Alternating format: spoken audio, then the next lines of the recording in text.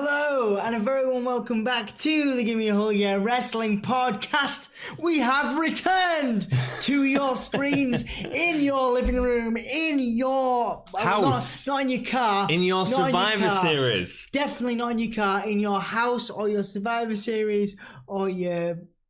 We said crotch last time. I know. We got a comment from Jack McMorrow who said, "Oh yeah, I remember watching that in my crotch." Are we going to make a return to people's crotches? I hope we're in your crotch. I hope we are nice. I don't know what he's on about. Nestled deep within your crotch, and you're having a wonderful time with us inside of you. Today we're looking not at In Your House, we're looking at Survivor Series. My name is Anne and this here is Dom. Survivor Series 1995 from November the 19th in Landover, Maryland. Number one film, UK, the film at the time. I don't bloody know. What do you want? It's all this useless trivia. Because it's fun. It's fun. It takes us back. It takes us back to the era. Know. It was Tu Wong Fu. Thanks for everything. Wasn't the last one really good though? The last one was like Gangster's Paradise. Yeah, man. Wasn't it for like the single? No, Thanks for Everything. Julie Newmar is a movie. It's a drag movie with Wesley Snipes and Patrick Swayze. I've never heard of it, but I can get into that. I can get into that. Wesley Snipes in drag. It's made a return, you know. Present day, Wesley Snipes is back. Yeah, I thought I went to the cinema to watch Aquaman. Yeah. The other day. I mean, Jason Momoa. Man crush, but yeah, so I mean, he's returned to a film. He's back, groovy, and he looks a bit like he's Blade in it. He's not Blade in it, but he looks a bit like it could be Blade. Cool. The number one UK song at the time was Robson and Jerome, I Believe.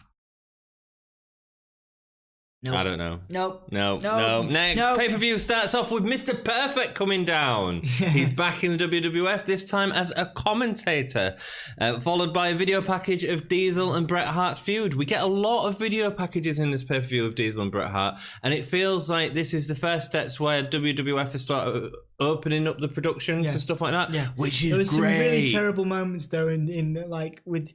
like where Perfect's like superimposed onto the screen. You can see the white outline, the green screen or whatever, and the highlights at the end.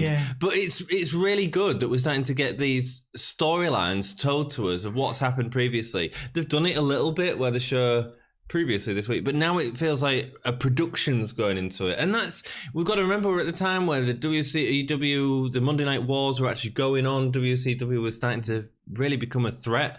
And this was WWF trying to beat the production, you know, and it's great. It means we get a better production of WWF, which is cool. Yeah. The commentary is Perfect, Jim Ross, and Vince. Nice team. I'm a big fan. Are you a fan of Perfect? I'm a fan of Perfect in the commentary role, and I think he should have done more. No, I'm not a fan. He's all right. If he'd have been... if we've taken Jerry Lawler's spot, I would have been perfectly fine with that. Perfectly fine with that. But he wouldn't have got the heat like Jerry Lawler did for the Attitude Era. I don't think Perfect would have done commentary in the Attitude Era very well, do you? I do. You do? I mean, okay, cool. Obviously, he had his own demons to deal with and, and various health issues, but I think he would have done all right. I would have much preferred to see Mr. Perfect than Jerry Lawler. Cool. Well, into the first match, we've got 1-2-3 Kid with Dr. Tom Pritchard with Radford, and Skip with Sonny and Ted DiBiase. He replaced the Kid, weirdly enough, replaced Jean-Pierre Lafette. Yes. I feel like the Kid was, obviously, it was a good angle for him to be thrust into a positive... almost negative. Not necessarily a main event sort of situation, but definitely not this. This was like, This was all about the 1-2-3 Kid. This match, definitely, really, definitely. Their versus Barry Horowitz. Obviously, he's got sort of a link back with Skip. Bob Holly, Hakushi, and Marty Jannetty. Tom Pritchard, obviously, remember, was with the WWF in the Heavenly Bodies. The brother of Bruce Pritchard had opened a wrestling school. He was a prolific trainer, in the 2000s in WWF. And Barry Horowitz made his pay-per-view debut as the Red Knight in 1993's Survivor Series. Who was the other Knight of Shawn Michaels? It was Greg the Hammer Valentine and Jeff Gaylord, the official Give Me a Hug Yeah wrestling icon. Yeah, that's true. It is. We need to get some more t-shirts done. We should. On that note, yes, if you want to buy a t-shirt, oh yeah, man, Hit up the Redbubble store. Check it out. We're on Redbubble. Just give us a Google. You'll be able to find our stuff, or email us, contact us. We'll send you one out. Oh, hit us on Twitter. We've had some great Christmas posts recently. There's also some mugs. You can get our face on our symbol on a. Yeah, you don't want our faces on them, but you can get our symbols on them. I was working a show the other day. Daniel O'Donnell. He was selling pillowcases with his face on. I know, and people must buy them. Which one of us would you rather have on your pillowcase? There's a question for the gay lords. Gay community. And so, if you've seen the podcast before, like the video and subscribe. That really helps us out. If you've seen the videos before, we like to talk about the debuting wrestlers, and this is the first time we've seen Radford, who was an interesting character actually. Didn't you say he was billed as Courtney Love's? I'm going to tell you all about it. Ex-partner. I'm going to tell you all about it. Good, you tell me all about it. He actually worked for the WWF for quite a while before this pay-per-view, but almost always as a jobber, and he actually started in the WWF at 17 years old. He'd since been fighting independents, including a 2-year stint in Mexico, and his character was, this character was an incarnation... in this incarnation, was a fan of grunge music. He was apparently the boyfriend of Courtney Love, although we know that she had a more prolific boyfriend in the music industry, the wife of Kurt Cobain, until he passed away. Yeah, of course we know that's not true, because if he was dating Courtney Love, she probably would have killed him. I mean, he was rad and everything, but probably not Courtney Love rad. No, I mean. The entire angle building up to Survivor Series had him wanting to join the Body Donners, but he was called a Body Donner in training. Sonny made reference to it when she comes down. In '96, he was found by his neighbour after overdosing on Soma and suffering a seizure. Soma is a type of muscle relaxant. Due to the impact from the steroid trial, WWF didn't want him, so released him on the condition that he would wrestle for WCW for 1 year. Obviously, the concern is going for... Wait, so he'd overdosed, but he didn't die? Sorry, he overdosed in '96. No, I think that's... When did he die? No, he died in '98, I think. So, yes, he overdosed and didn't die, and then overdosed later on. It's been a while since I did this research. He then went on to ECW. So basically, he wasn't allowed to wrestle for WCW for a year. So this is where WWF had started to get the contract sorted, so that once they were released from the company, they couldn't go straight to WCW. That shows concern, man, for that little pimple of a company that they've not worried about for years. He then went on to ECW, including a feud with Tommy Dreamer, but after Paul Heyman had heard that he'd been in talks with WWF and WCW behind his back, he left the company. He then spent the rest of his career in WCW as lackey to his friend Scott Hall before passing away in 1998 at the age of 27 due to an overdose of Soma and wine. 27 Club, man. Ironically, Kurt Cobain, also 27 Club. Wow. Do you think it was Courtney Love? I don't think it was Courtney Love, no, but I am sad for Radford. What, with Kurt Cobain or Radford? No, well, both actually, because I'm a massive fan of grunge. Yeah, man, Kurt Cobain was cool. So, into the match. Sonny comes down introducing the Body Donners, including the Body Donner in training, obviously, Radford, Tom Pritchard, and Skip. But they're missing the fourth member. The 1-2-3 kid gets his own entrance with Ted DiBiase, part of the $1 Million Corporation now. You want to get heat on someone? Yeah. Put him in the $1 Million Corporation. He's been bought into this match by Ted DiBiase. Yes. Jannetty's calling him out as he comes down into the ring. Interesting, because obviously they were tag team champions not long Bob ago Holly together. As well in there. Was also a tag team champion. They actually alluded to that quite a bit in the match. Yeah, they did, and that's part of the greatness of this match, is that they constantly have these sort of feuds between the 1-2-3 kid and the rest of the team, which is good. Very good. Razor comes down from the ramp, but the referees stop him. Obviously, on a previous Raw, 1-2-3 Kid had helped him lose to Psycho Sid. 1-2-3 Kid was the special guest referee, and he pulled Psycho out of the Razor's edge, and then did a very quick count to get Psycho Sid the win. I actually remember the moment that happened. I watched it, and I remember getting really upset and emotional. I bet you did, because you're a massive 1-2-3 Kid fan, huge. I was a huge 1-2-3 Kid fan at this time. Yeah. I remember being like, "What's going on? This is horrible! No!" And then, I'm nearly crying about it. Yeah, cool. Yeah. So into the match, Jannetty starts. Still real to me, Anthony. It is. It's real to all of us, man. It's real to all of us. Jannetty starts in the ring with a real nice segment, attacking all of the heels straight away. Radford and Bob Holly have a really nice part in the ring. Bob Holly. He was one strong dude, man. He suplexed Radford, who was a big build. One of the most underrated superstars of all time, man. Yeah, it was good. It was good. Holly. Radford power slams Hakushi, and 1, 2, 3 Kid gets in to deliver a splash to him. When Pritchard and Holly are in the ring, with Pritchard delivers a really nice gut-wrench suplex. Pritchard was good. Yeah. He was really good. Was he the best of the Heavenly Bodies? Yes. You reckon? He didn't get the heat as much, though, did he? As Garvey. I think in the long he was a better wrestler. I don't know if he was a better character. Yeah, I think know. is what it's debatable. It's up for debate. Let us know what you think. Write it down in the comments below. It'd be great to hear what you think of the Heavenly Bodies. It's a shame actually because Pritchard does some good work in the ring, but the crowd are chanting for Barry. Horowitz was over. I love Barry Horowitz, but he wasn't any good in the ring. No. I mean, it was a bit like they loved him. It's like an old massive school underdog. Ellsworth, back in his day. But Horowitz. But if I had to put Barry Horowitz against Ellsworth, I'd take Horowitz every time. I think I'd take Horowitz over almost. Holly delivers a crossbody to take Pritchard out, but after the pin, Skip quickly gets in and rolls up Bob Holly. So that's 2 people out in quick succession. The cheeky pin. Hakushi. He's excellent as always, man. He gets in the ring against 1, 2, 3 Kid, using the ropes to get the advantage, and it's great. At this time, just one of the best performers. It's amazing because if we do me and Ollie are doing the NXT UK reviews, if we was watching it live and talking about Hakushi, we would be saying he is the next big thing in the WWF. Yeah. And obviously, with these sort of reviews, we know that Hakushi amounts to nothing more than in America, in WWE terms. But in his native Japan, in Japan, he's still massive. He's still considered a legend, and rightly so. Absolutely.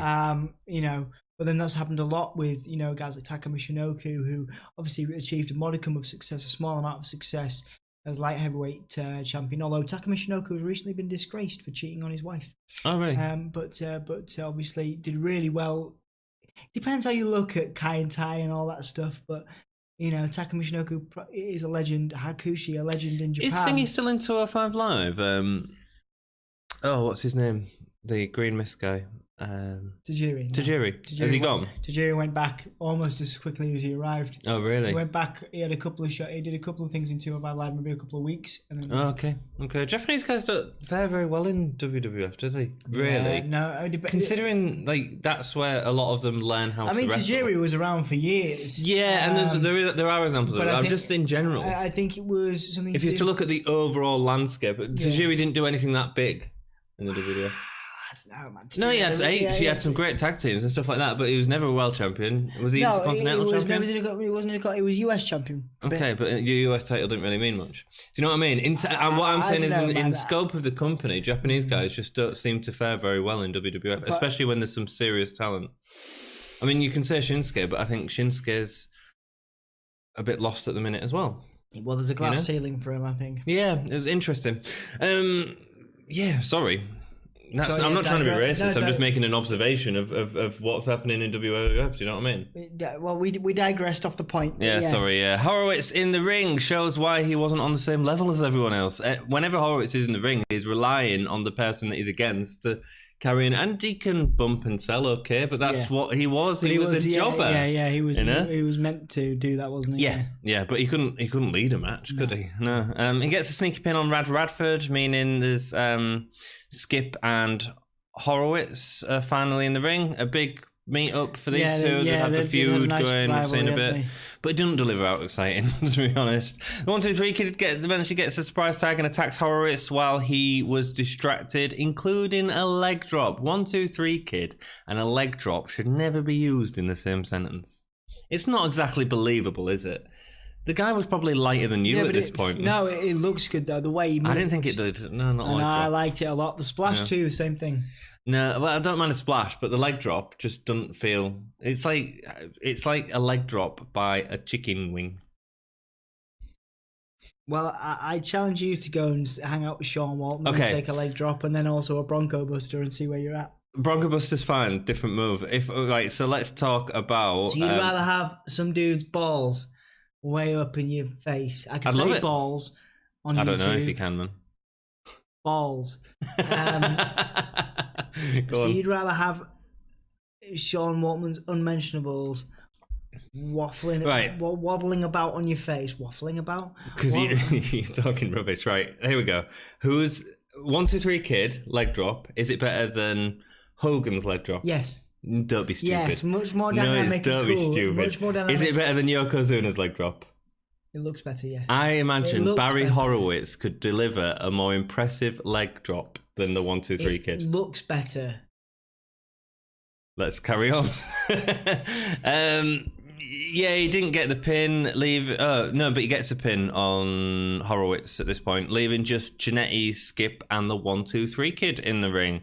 Jannetty worked really well with Skip. Like, Jannetty was still really good at this point. Yeah. There's a great bit where Sonny gets involved, pulling the ropes as Jannetty climbs to the top of the turnbuckle, which causes Jannetty to fall over. And then one of the most impressive, I'm going to go as far to say this is probably the most impressive move in the pay-per-view, if not for the table spot with Bret Hart, but we'll get into that later, is a powerbomb that Jannetty delivers to Skip from the top turnbuckle, standing on them 2 top ropes, and you know how small they are. He delivers a powerbomb. It's like a release powerbomb.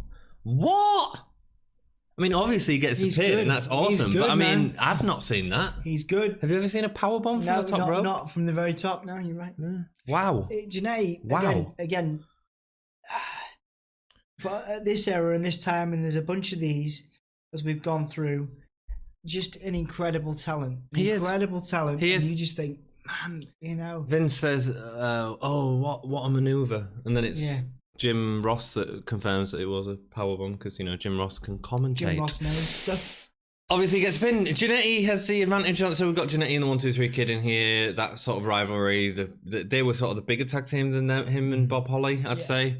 But Psycho Sid comes down, who stares down Jannetty. Sid ends up choking Jannetty on the top rope for the 1, 2, 3 Kid to get the pin. I really enjoyed the match. Mm-hmm. I thought there was a lot of good storytelling. I thought the stuff with 1, 2, 3 Kid was great. Yeah. And I think the Sid interference worked as well. Yeah. Massive fan. Great match. Great match.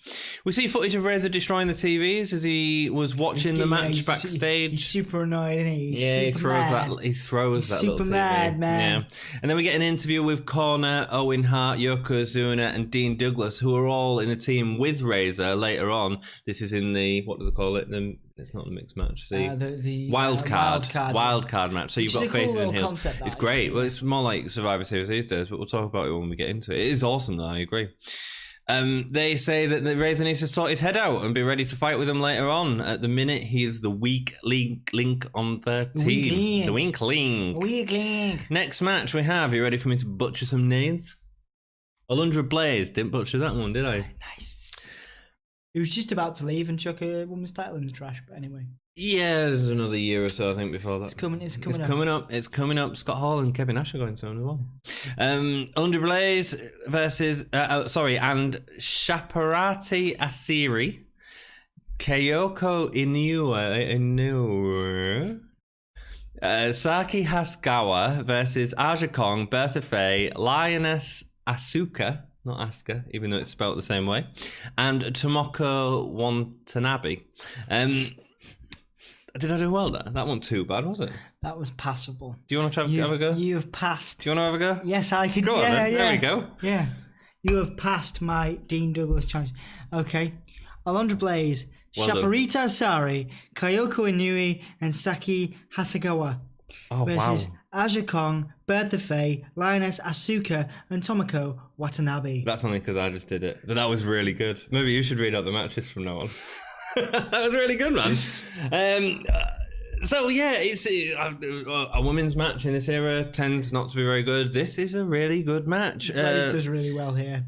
She does. A couple do. Asari does Faye, great. Man, like ridiculous character, but like the German on Bertha Faye was good, and she sold that really well. Yeah, like Bertha Faye, like ridiculous, but it kind of it works. Sort of. I know what you mean. It's like Santino Marella, but in the women's division. Yes. And it works here. Yeah. But it's not really a division at the minute, is it? Is the problem. I mean, a lot of these ladies are from Japan. We didn't want to really go into the debut because this is the only showing that they have of them. But Yeah, that was the problem for Alundra Bliss. She really never had the talent to work with, including Bertha Faye. You know, Bertha Faye was okay, but it wasn't going to cause that exciting a match, and that's the problem, man. So Asari receives a devastating back heel kick from Lioness Asuka at the start of the match. It looked like it knocked her head off, man. It was a really brutal back heel kick. Alundra comes in to help Asari get the advantage back, who then delivers an awesome sky twisted press onto Lioness, and it looks great. Then a German from Alundra takes out the Lioness Asuka. Watanabe comes in and delivers some awesome pop moves to Hasegawa, but after Aja Kong gets the pin Kong quickly gets the pin on Asari and Hasegawa, using the size to her advantage. They're really sort of moving into this Kong storyline as opposed to Bertha Faye. So it's basically 3-on-1 left on Alundra. Alundra's the only face left. The heels all come in to attack her all together. Alundra lifts Asuka for the pile driver to get the pin. Awesome. Kong and Bertha end up running into each other, the sort of comedy spot in the match, but then Alundra delivers a pretty awesome German suplex to Bertha Faye. Yeah. Bigger woman to do it to, and she jumped back. It was a nice moment. Yes, it was good. Yeah, and then we have Kong and Alundra, who have a back and forth for about 5 minutes. It's more of a one-to-one match with Alundra trying to cut down the bigger Kong. Yeah, there was more of an angle coming from this, wasn't there? There was, yeah. Trying to deliver the Germans, but never able to get them, using head takedowns to get her instead. Attempted a Hurricanrana to get her down, which looks great. Kong flipped into it. She had this like chest-beating attitude, Kong, as well. She felt like a monster heel. Yeah, it was good. Kong beat her with a spinning back heel slap, which, I mean, is a really weak finisher, but especially for someone that size, you'd expect to splash or something, and she's done several splashes during the match as well. But yeah, anyway, the match could have done with more time, but it was a good match. It was a good Survivor Series. It wasn't the best female Survivor Series we had. No. That one with the Jumping Bomb Angels was awesome. Yeah, back in that man. Yeah, go back if you can. That's great. Watch out some of our earlier stuff. Sensational Sherry, and that's great. Man. I mean, some of the I think the match quality in terms of the wrestling has got 10 times better in general. Yeah, entertainment wise, but I think that just individual performances, particularly, were like the Jumping Bomb Angels. Yeah. Back in the day, man. Yeah, really awesome. So next segment. Bring back Bill Clinton, who's in the audience, Dom. Is it Bill Clinton, Dom? Dom actually thought that if you go back and watch our WrestleMania 10 reviews, that it was actually Bill Clinton in the audience. For whatever reason, they're using this Bill Clinton lookalike again. It's the weirdest thing ever. I wonder if Bruce Pritchard's mentioned it on his podcast. Yeah, but it's rubbish. Yeah. Anyway, he's there for an interview. He's a fan of Bam Bam. How weird. So then the Bam Bam gets into the ring and the pyro goes off in the ring, which is like the big sort of boom. And the Secret Service next to him all cover Bill Clinton. Yeah. It's a nice little, it's a bit of a laugh. A bit of a laugh, you know. I mean, that's okay, but then they have an interview later on with Bachman, and we'll get into it in a minute. Goldust versus Bam Bam is the next match. Poorest match of the night, in my opinion. I'd agree. Promo with Goldust first, calling Bam Bam Beast Man with a quote from Planet of the Apes, that sort of silver screen stuff. Anything to do with Goldust at this time. And to be honest, brutally honest... Yeah, but not the matches. No, anything to do with Goldust promo throughout his entire career. Yeah. Again, I do this a lot, but one of the most underrated superstars. If he doesn't go into the Hall of Fame... It will be an he's going into the Hall of Fame. Absolute travesty. Of course, that androgynous man is going to give a great speech. That man is incredible at promos. Yeah, man. And at this time, I remember growing up, this was before we got into Marilyn Manson and started wearing makeup and skirts, like in our teenage years. There's no footage online or anything because it predates all of that. I think we're probably quite lucky that we predate all of that because they could have caught us in some quite weird times, couldn't they? But back in this time, it was so weird to see a guy in makeup and stuff. Yeah, man, it was androgynous. It was frightening. Great. It was frightening to a lot of kids and people. I think it was frightening to a lot of wrestlers backstage. Yeah. I don't know if Bam Bam enjoyed working with him. Yeah, no, I think in the ring he seems to be really slamming him. Goldust had I think he antagonized a couple of performers. I'm not entirely sure whether. I don't know if it was him antagonizing or his character antagonizing. But he goes for like a couple of times. I'm assuming he's prearranged it, but he goes for the ball. You know what I mean?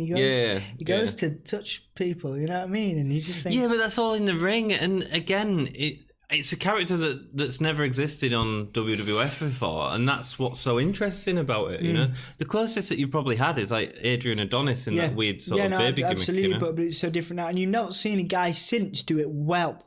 You know, I mean, obviously, apart from maybe Stardust, but obviously in terms of the kind of sheer shock value almost that Goldust bought. Well, you couldn't do it anymore, could you? There's nothing. I mean, there's nobody. There's shocking. There's nobody out there now. Maybe Velveteen Dream, who has that element of androgyny. You know, and they tried to do it with. I'm trying to remember the guy. He was JBL's lackey for a while on SmackDown, like Ron 10 years ago. No, Ron Simmons is not androgynous. No.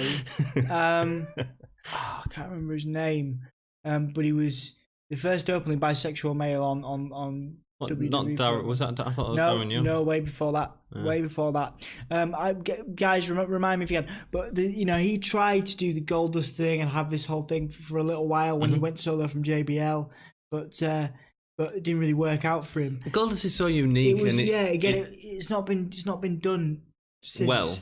Well, has it? Yeah. No, I mean, great characters have been done. I mean, Mankind's about to come in. There you go. Yeah, fresh and they have a very brief team together. The Goldust and a good feud together as well. And Goldust stuff with Undertaker is great. If you go back and watch that, Goldust is still undefeated in WWF at this point. He takes his time with his entrance, removing his clothes, stuff like that.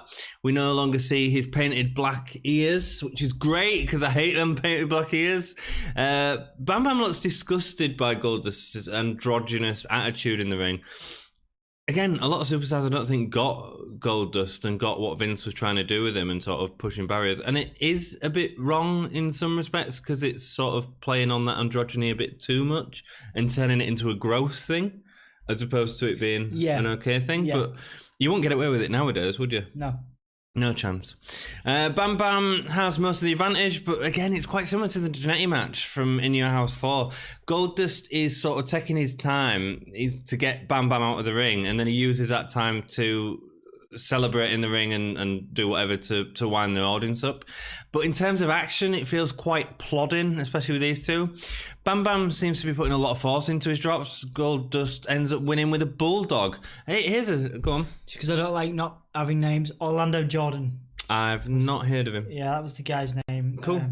Yeah, sorry, Karen. No, it's all right. I do apologise. I just have to do a little bit of off-camera research there because it just bothers me when when you're like, if you're going to say something, I've got to make sure I've got the name. No, it's all good. A sad moment here. Bam Bam's last ever WWF match. Wow. Or certainly pay-per-view match. Bam Bam, good wrestler of the years. Yeah. This year was awful for Bam Bam though. After headlining WrestleMania against Lauren Taylor. I think a face run, even though I was enthusiastic about it at first, I think for the character itself. It was better as a heel, wasn't it? It was better as a heel. I don't know, but then I quite enjoyed his first run in '87, is it? When he was sort of working with... I thought that first run was better than this first run. But I think it was the Lawrence Taylor thing, man. I mean, that's going to kill a lot of momentum as well. And even though the company trusted him to work with Lawrence Taylor and protect him to much of an extent. Then we have an interview with Bill Clinton and Bob Backlund. They have a weird exchange. They're going about a feud and a mini Royal Rumble. All that stuff. It's kind of irrelevant. Let's move on. A video package showing Mabel and Undertaker's feud, showing the injury Mabel did to the Undertaker's face. So in the next match, we have The Dark Side, which is Fatu, Henry O. Godwin, Savio Vega, and The Undertaker, versus the Royals, Hunter Hearst Helmsley, Isaac Yankem DDS, Jerry Lawler, and King Mabel. There's some good spots in this too. There's not just some good spots, there's some good superstars. Undertaker particularly does really well here. With at the end of the match, yeah, man. He does, when he gets in. Look at this, man. We've got Rikishi, Undertaker, Triple H, Kane. Yeah. Like 4 of the biggest guys in the Attitude Era, really. Of all time. Yeah, and of all time, yeah, absolutely. Mabel gets his throne entrance and is introduced by Jerry the King Lawler. Can you imagine being one of them dudes? Carrying him. Underneath. No, I can't. The faces come down, but obviously Taker gets his own entrance, this time with a face mask on due to a broken orbital bone suffered at the legs of Mabel. You like the face mask? I quite liked it. I like it. Yeah. I wish they'd brought it back once. Twice, Yeah, for like special matches. Yeah, that'd be cool. Maybe against Brock Lesnar, he would have. Maybe not recently, but like in the sort of late Attitude era, you could definitely have got away with a couple of face mask run-ins. Oh, he's protecting his face with it. What about, here we go, what about if he reused the face mask when he was the Brothers of Destruction? Yeah. With Kane? That would have been really cool. Yeah, that would have been good. It would have been cool. Because it looked great. It's sort of a half mask, sort of Phantom of the Opera style with some good shading on. It's cool. Starts off with Fatu and Hunter. Obviously, we're seeing these two go in the ring at In Your House 4. If you haven't seen a review of that, go and have a look at it. It's a cool review. Check it out. In Your House 4. It's done really well as well, which is cool. That's nice. Yeah, thanks. Yeah, thanks for watching. Hunter sells terror as Godwin is tagged in. Oh, yeah. What? Slot bucket, man. Yeah, you might. Never mind the Undertaker when you got a slot bucket. Exactly, that's what I don't get. Like, Godwin's not, like, devastating. Hey man, that slot bucket, you wouldn't want it. You wouldn't want it to be a part. Dude, I'd rather take a slot bucket than a tombstone from the Undertaker. I just feel like it's oversold. Oh man, no, because I just remember, like, I've showed you it. The slot bucket returned, or the similar concept returned in more recent years in the Attitude Era, not the Attitude Era, post Attitude Era with Tommy Dreamer. He had a very brief gimmick. I've shown you it. Right. Very brief gimmick where he was using it. would eat anything that the superstars gave him, and then vomit it back up, and then eat Fantastic. Yeah. Do you know the thing is, these buckets backstage? What do you think people were putting in it and doing to it? I can't even think about it. I think I might vomit out. Godwin holds Hunter in the air for some time before press slamming him. That's cool. Good strength. Vega has the advantage over Mabel before he press slams him. Surprised to give Vega such a good showing against Mega actually at this point. It's okay. Look, there's a lot of powerhouses in the ring, but the interesting stories here is mainly with Hunter Hearst Helmsley, Godwin, and Fatu, because we've seen sort of them play out a little bit. But they don't give it enough time, really. And then towards the end of the match, Undertaker gets the tag, but you don't get into the end. Jerry Lawler sells the fear absolutely perfectly, as you'd expect. No one will tag him to come One of the in. very few times they crossed paths, actually, in the ring. Undertaker and Jerry Lawler, Really? Yeah. He gets in and he gets a long chokehold in the air and then a tombstone. Jerry is out. Next up, Kane comes in. I mean, Isaac Yankem comes in. The first meeting of the brothers. He gets his high clothesline and a tombstone. I was always impressed that Undertaker could tombstone Kane, because Kane looks like a big guy, like in terms of weight and muscle mass. You know, I was always impressed, especially in the Attitude Era. Triple H comes in. Hunter Hearst Helmsley comes in against the Undertaker, but tries to run the apron. He tries to run out of the ring ramp, but Henry Godwin is there with his slot bucket, and he gets scared and runs back into the Undertaker, who then chokeslams Hunter from the apron into the ring, which looks really cool.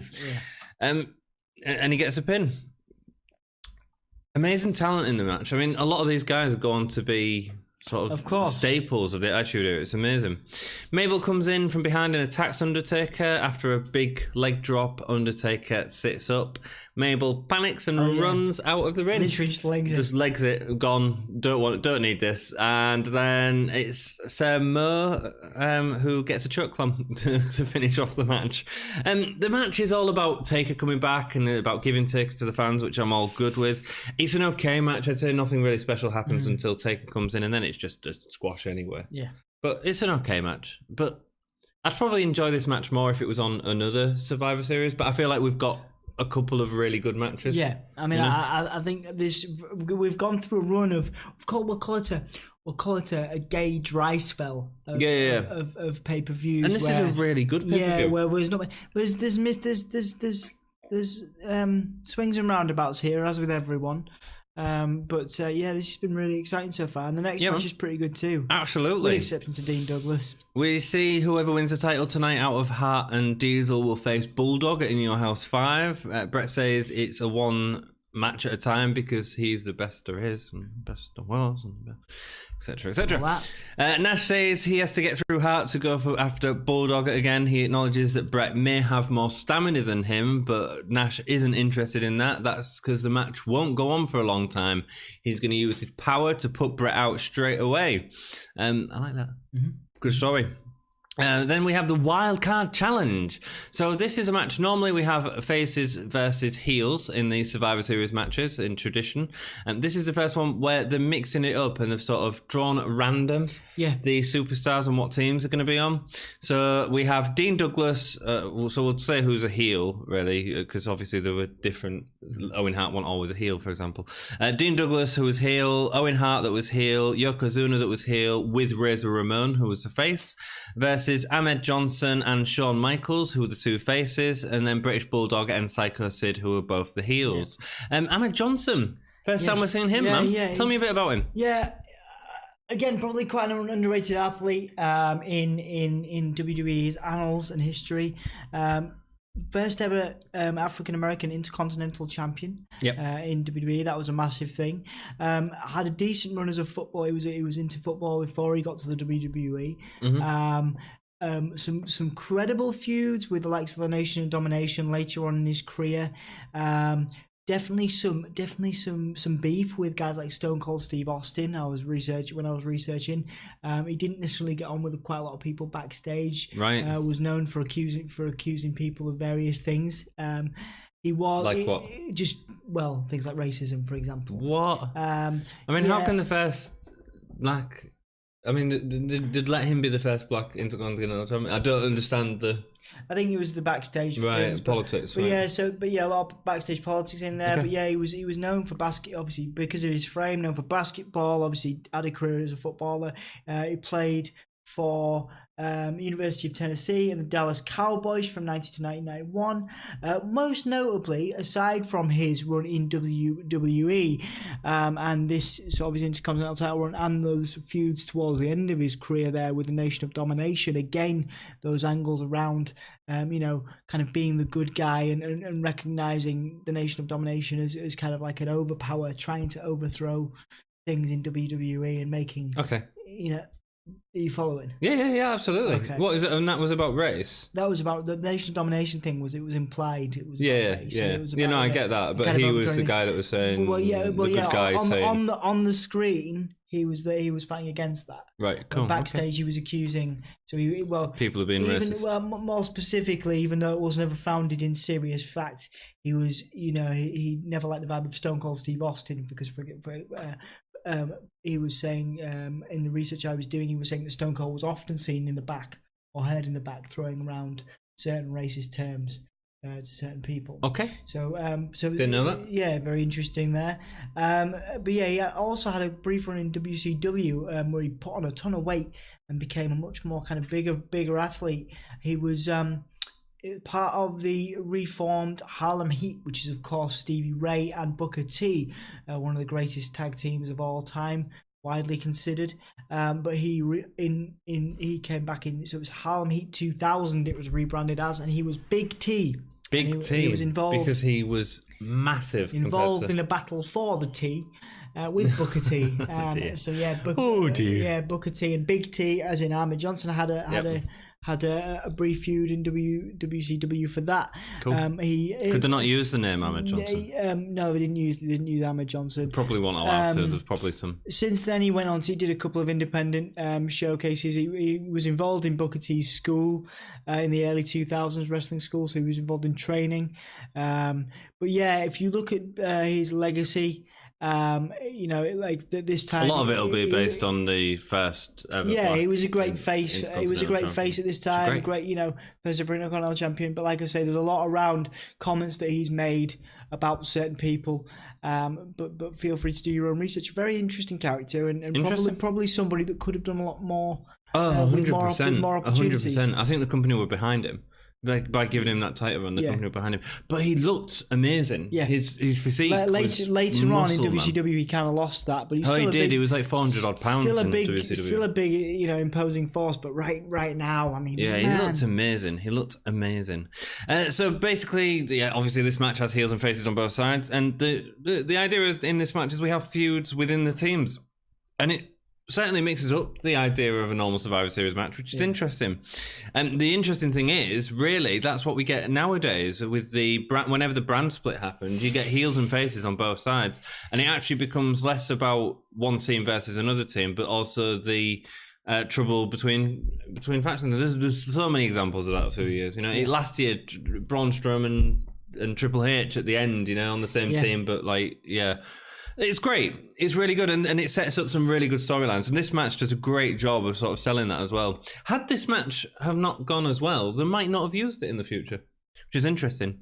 Owen Hart and Shawn Michaels start in the ring. Two spectacular technicians here, obviously. And it starts off fast. Shawn does the sell-in over the top rope, where since the Royal Rumble, he's been pulling himself back over the top rope. Skin the cat. Skin the cat. But he grabs Owen's head as he comes over, skin the cat, to throw him over to the outside, which is great. A real nice little play on that move. And when you're working with someone like Owen Hart, you can trust that he's going to be there and in the right place at the right time. Great. Dean Douglas, he works a lot better with Shawn Michaels than he ever did with Razor, I will say that. Well, Shawn Michaels can work with anyone. Razor Ramon, meh. So he had some good matches, right? Yeah, he did have some good matches, but he wasn't as good a worker, I think, in terms of an all-round. I generally agree, yeah. But Razor and Michaels matches were incredible. Ahmed Johnson comes in and tries to slam Yokozuna, as he's already slammed Yokozuna in the past. Again, showing the push that we're giving to Ahmed Johnson. Who was the last person to slam Yokozuna? Lex Luger. And again, Lex Luger was a massive push for Lex Luger, even though it flopped big time. Massively. I'd say Ahmed Johnson was more successful than in terms of where he ended up than Lex Luger. No, I don't think so. He got a title. There is that. Luger got titles in WCW. Absolutely, but not in WWF. There's that awful SummerSlam moment, man, where Lex wins by count out and celebrates in the ring against Yokozuna. Man, weird stuff, man. Weird stuff. Ahmed, obviously, such a strong guy. Delivered an awesome power slam at one point. It was great. Similar to Bulldog, he was really strong and great. We start to see the animosity between the team of Dean Douglas and Razor having an altercation, which sees Razor hitting his team member, leading to Michaels getting the pin. Again, that sort of interesting dynamic of the two teams with heels and faces on. Owen Hart and Bulldog get in the ring, both ready to shake hands. This is two heels that we have here. And as soon as they shake hands, both men go into a series of punches, showing that not only can faces meet up in the ring, but heels can go, and they can both try to cheat and play the cheap punch at the same time, which is awesome, unique, and I really like it. These two obviously have some great time in the ring until Michaels and Razor both get tagged. Jim Ross says, I don't think these two can fight without a ladder. Referencing the two amazing ladder matches that I had. For whatever reason, the camera goes to an extreme long shot when they start at it. That was really annoying from a production start. Like, there was in the ring fighting and anyway, annoying. That annoyed me enough to write a note. Razor gets a very early Razor's edge onto Michaels. It's really well done, actually, with Razor sort of struggling to hold him up, even though he wasn't struggling, because Shawn was light in comparison to other guys. It was more about, he's not going to be able to get this Razor's edge as soon as these two have met up, but he does get it. Ahmed Johnson saves a pin there. Sid comes in to deliver some axe handles and punches to Razor. Some rest strikes. Yeah. We'll call them the rest strikes. What do you think of Sid? Have you, after rewatching these? I'm a huge fan. Right, okay, so again, there's a lot of nostalgia. I loved Sid as a kid, face Sid. Yep. I loved all that. I love the promo heel Sid, but in match. But yeah. So like looking back now as an adult, no. Paul on it. Paul. But at that at the time I can understand he was scary. As a kid, like, it was scary, and I was like, oh, but he was a good guy. And I remember, because I think he was at Hull when we saw him. Oh, No, we saw I him don't think always- he was. I'm trying to think. I've seen him live somehow throughout cool. my life because I remember the. Oh, he's a beast. He looks amazing. I remember the theme music going and everybody loved it, and yeah, massive. Cool. So a huge fan. I think the theme music as well, more than anything, was great. It is Loved great. It is great. But in ring, it's just poor. Although he beats on Razor for a while, and Yokozuna comes in to save him again. Really interesting. Like guys like Yokozuna saving the face. Yeah. Who was the heel at the time? It's really cool. It's an interesting dynamic. Yoko's heel run is coming up. Yes. Yoko's face run. Rather. Yoko's face run is coming up. Sid tags Michaels in, and when Razor moves out the way, Michaels switching music Sid instead, and just sort of shrugs it off. Yeah. Doesn't really care. Again, that I'm repeating myself over that dynamic of having a face come in to attack the other team, and he ends up hitting the bad guy and just whatever. Which ends up with Razor getting the 3 count. Sid gets up and powerbombs Michaels, his own partner. Razor goes for the cover for a very, very close 3 count. That was a macho level kick out. It was great. Great. Really love that. Really love the storytelling. Yokozuna slows down the match by holding Michaels' shoulder in that weak submission hold. The what do they call it? I don't know. But yeah. it's like, hey, buddy. Yeah. Looks devastating. Ahmed Johnson does his sit-down powerbomb onto Owen for the pin. Pearl River Plunge, I think it's called. Is it? Right, cool. He then delivers a spinebuster to Razor, but while celebrating on the same buckle, Razor grabs him for a Razor's edge. It's Bulldog that saves the pin. I think Bulldog saved a couple of pins that he shouldn't have saved in this match, actually. He seemed to be just saving pins left, right, and centre. There was one where he... Who was it? It was 2 of them were in the ring, and he saved it, and then a few seconds later, they got the pin. Yeah. Yeah, I think Bulldog was just doing what he might have been high. Psycho Sid and the 1-2-3 Kid come down, but after Razor hits the 1-2-3 Kid on the apron, Bulldog does his running power slam on Razor and gets the pin. Michaels and Yokozuna gets at it. These guys would have had an interesting match. Mm-hmm. Yokozuna was actually really selling for Michaels, which was great. And because Michaels was so small, Yokozuna could slam him with ease. Yeah. And Yokozuna, when he's working with a bigger guy, he sort of struggles to, you know what I mean? Yeah. And the crowd were alive when Yokozuna did the leg drop on Michaels, thinking it was the end of the match. He goes for the banzai drop, but Michaels gets out the way. Ahmed comes in and slams Yokozuna, but when going for the pin, Bulldog interferes on his own teammates, leaving Michaels and Ahmed to clothesline Bulldog out of the ring. And Michaels hits Yokozuna with switching music, and Ahmed Johnson delivers a running splash with a yell in the air, his finisher. It gets a pin. I thought it was a really fun match, man. Lots of good stuff in it. I actually quite like the splash too. It was believable. Yeah, believable. That's what he does, isn't he? Believable when Ahmed Johnson does it, though. You know what I mean? A lot of people more believable than 1-2-3 Kid. Yeah, more believable than the Ultimate Warrior, I think. Yeah, snap. Yeah, fair enough. A really fun match. Lots of really good stuff in it. I really enjoyed it. In a way, a lot more similar to modern day Survivor Series, I'd say. Bill Clinton, another segment with him. This one's a little different. Has Sunny on his lap as he's pouring popcorn down her cleavage.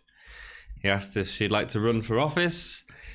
She states that she would make a wonderful secretary.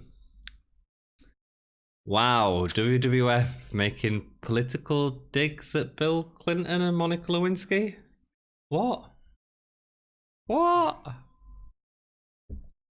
I'm not entirely sure Bill Clinton will have approved fake Bill Clinton. I don't think he would have approved. So I think that, I think if they were going to do, I think they've already kind of dug their grave on that one, dude. Vince would never do that to Donald Trump, his best buddy who looks after his wife. Oh, yeah, best pal.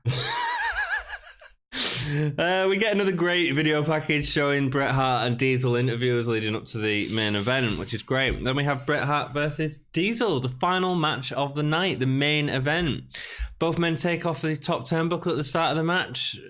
It's a no disqualification match, so this is again establishing that, but also showing that both men are willing to do whatever it takes to win this title and to win this match, which is great. If it means resorting to heel moves, neither of us have a problem. And that's one of the great things about this match. Both of them going to real heel territory to get the win. But it feels like they're actually fighting for something to believe in. You know, when you go that far, which is what the Attitude Era was all about, man. Yeah. And it's something that was lost in a lot of 95, and that's why this is so great. The match starts off with Diesel delivering a lot of his power moves to show off, and it establishes the fact that it's no disqualification by him fighting outside the ring. Even though Diesel is slow, he's a slow wrestler in general, here it doesn't feel slow, it feels deliberate. And that's a massive difference. It feels like every move he's doing, he's reserving his energy so that if he has to go for a long time with Bret, he can, but he's still delivering the moves using the turnbuckle and the steps and the barricade and the chair. On a certain side, the certain moves come out quite a bit. You got the sidewalk slam a few times. Yes. Certain things he brings out a few times to kind of emphasize. But it doesn't feel slow. It doesn't like normally these feel slow. Yeah, you know, this is great. I do feel a little sorry. It's definitely the context of the match, though, like you say. Yeah, and I do feel sort of sorry for Diesel's run as champion, because I don't think. I mean, when you talk about him having matches with Psycho Sid and Mabel and stuff like this, they want Bret Hart. Yeah, you know, and Bret Hart could bring Diesel to a good match. Yeah. You know, basically after the last In Your House, Vince has gone. That match with Bulldog was rubbish. He's losing the title. Yeah. And Bret was the guy that stepped up, as he often was, you know. Yeah. And he can make anybody. Bret can make anybody look good. Yes, yeah. In my opinion, I know we have a difference of opinion. Sometimes, sometimes I think Bret is a little overrated, but at this point, he was great. I mean, how can you overrate someone who's bringing the guy? This is the best Diesel match we've seen. Yeah, without a doubt. Diesel's barricade. Diesel really starts to come across as a heel. Using the steps, using the chair early on. Diesel yells to the crowd, I think you know what time it is, as he goes for the jackknife powerbomb, but Bret won't go up. Really emotive in this match, more so than usual as well, Diesel. Lots of facial expressions, lots of shouting. Yeah. We don't normally get that from him, like as much as in this match, I don't think. Do you remember how Bret stops him lifting him up for the jackknife? There's some weird It's times. Great. Yeah. He holds his leg. Yeah. He's holding on to his leg, and then Bret starts getting an offensive lead, and obviously the next target is Diesel's leg, because we always set up for the sharpshooter. That's fine, but the interesting thing about this is like just holding on to his leg, he can't get up. It's great. It's really, really good. Then Bret starts using his offense to weaken Diesel's leg, as I've just said. Bret locks on the figure four. You see Diesel miming the words "mother effer" a couple of times. He does that a few times in the match, later on as well. Yeah, including the end, most notably the end. Yeah. When Bret locks in the sharpshooter, Diesel pokes him in the eye and pushes him off into the exposed turnbuckle. It really feels like both these men are doing whatever it takes. Yeah, it's great. Diesel's credited as becoming a tweener after this, which is the midpoint between a heel and a face. He has promos. You can tell by the end of the match, actually. Yeah, he has promos where he's saying after this, I don't care what you if you want to support me, support me. If you don't, I don't care. Then don't. Yeah, no, and that's good, and that works, I think, for Diesel better than face. I think not a heel, but I think any grey characters are more interesting than just face. Or who's a good face? The best heel, I think, in WWF right now is Ciampa, isn't it?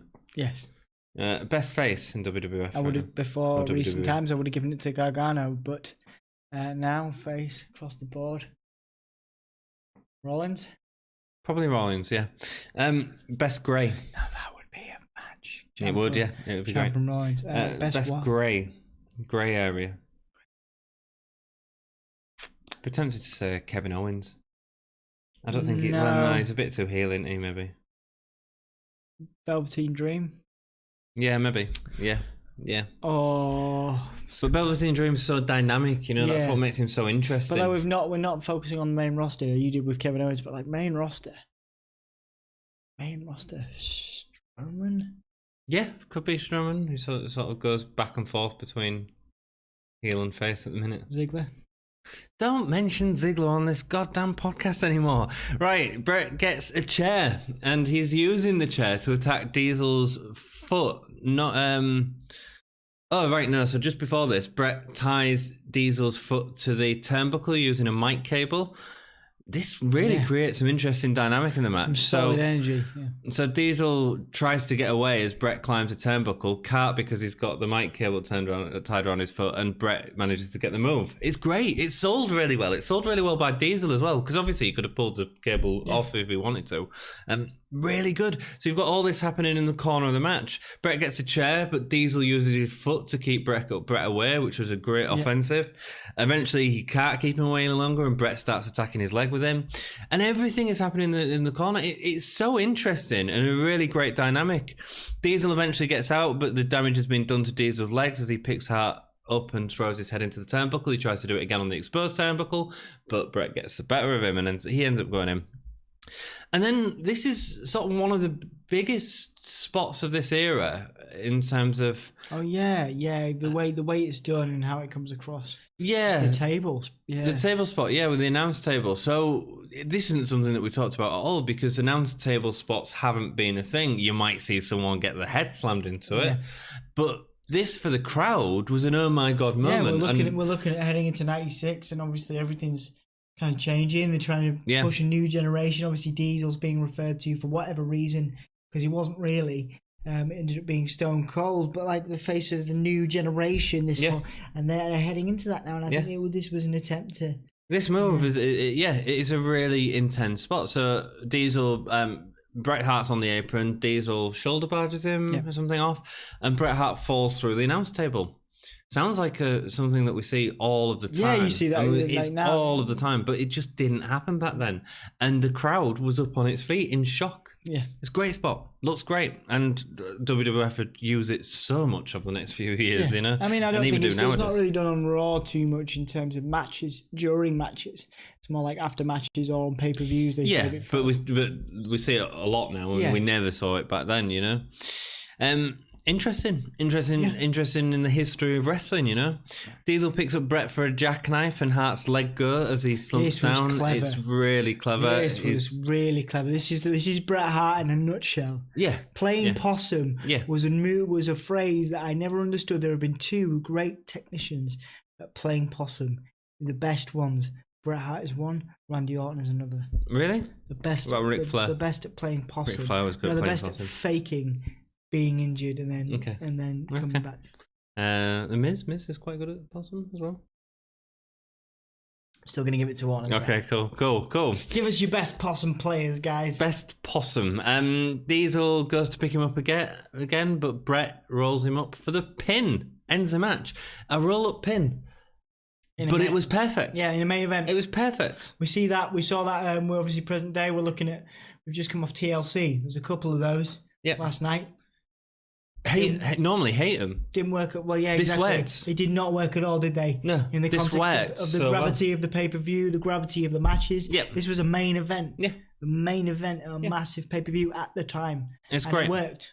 It can work in the right context. So Diesel is angry. He attacks the referee at the start. He's like and then he jackknifes Bret twice. He yells, "I'm back." Basically, the heel is back, the tweener is back, who he sort of becomes.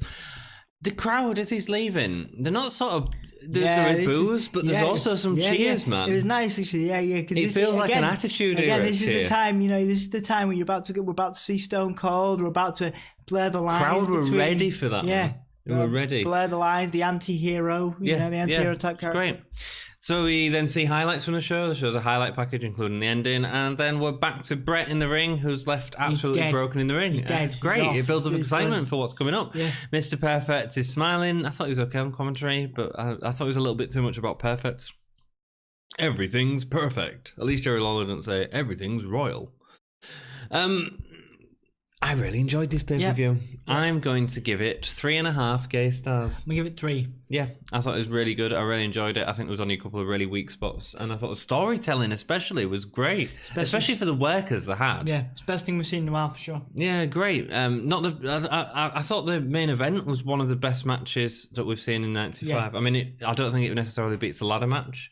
No. But it was still great. Really good match. 95. Cool. Weird year. Cool. And best performer? Bret. Yeah, I think I'll give it. Although Marty Jannetty, power. Yeah, Marty Jannetty got second. amazing. Shawn Michaels after that. Yeah, Shawn did amazing in that match. Such good storytelling. Yeah, it'll be my top 3. Best match. Diesel Hart. Yeah, Diesel Hart. Isn't that weird? And I never give Diesel anything. Yeah, I know. Neither do I. Neither do I. There you go. Well, thank you so much for watching. If you stuck with us and enjoyed the episode, if you hit that thumbs up button, it means that you think we're all right. You like us.